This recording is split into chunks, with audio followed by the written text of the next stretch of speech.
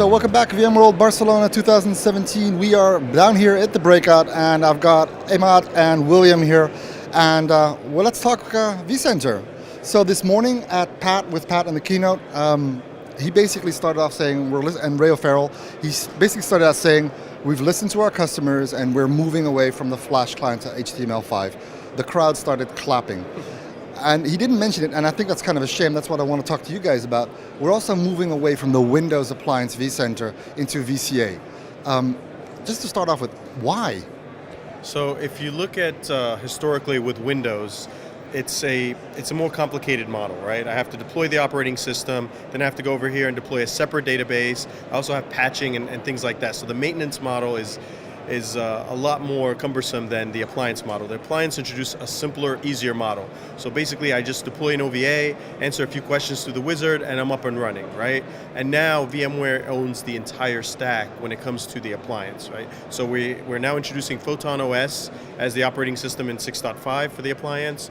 We have the vPostgres database, and then the vCenter server application. So if you do have any issues, you can now contact VMware support, whereas in the old Windows model, you actually had to contact, let's say, Microsoft for the operating system or the database in case of SQL, maybe Oracle if you were using Oracle database, and then VMware for the application. So now we've simplified everything, and we've actually sped up day one, because now you deploy the appliance at a quicker pace, and you're up and running. Now you can start day two. So a lot of the customers that are still using the Windows version of vCenter, are you getting pushback from them? And if you are getting pushback, what are their reasons for pushing back? Yeah, so one of the pushbacks we got a couple of releases ago, the primary driver actually is an update manager. Even though the vCenter server appliance gets them off of Windows, which has great operational model, reducing the licensing cost to it, the downside was that the customers was like, we still have to run update manager, which many of our customers use for patching our infrastructure. In 6.5, we've actually solved that particular problem, and now update manager is now embedded into the appliance. And so that has really been the last stick for our customers to move over and all that. And once we've done that, many customers are happy with it and starting their migration process.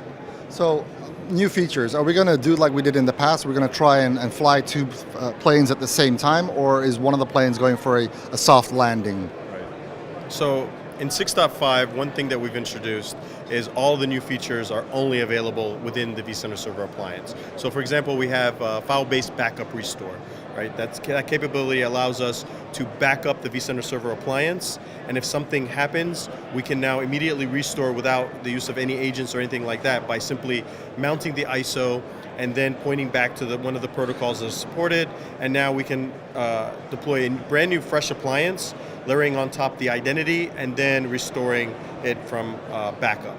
Another feature is native vCenter server high availability, which a lot of customers have been asking for a long time. So now we introduced that for the first time, and again, only for the appliance.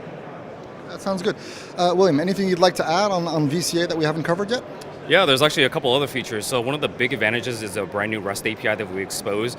Something that we've been working on is transitioning from a SOAP-based API over to a REST-based API, and just making it simpler for our customers to access. REST is a very easy way to consume our APIs. That's another unique feature of the appliance. We also have a brand new management appliance interface that not only allows you to easily monitor and configure the appliance, but it gives you visibility into the database if you need to know information about that, integration into the operating system, and this is all only available within the appliance. And the idea is, again, is not only simplifying day one operations like Emad mentioned, but we're enhancing day two operations and day N operations and all that, and making the simplified management. So these are all capabilities of only that's available in the appliance.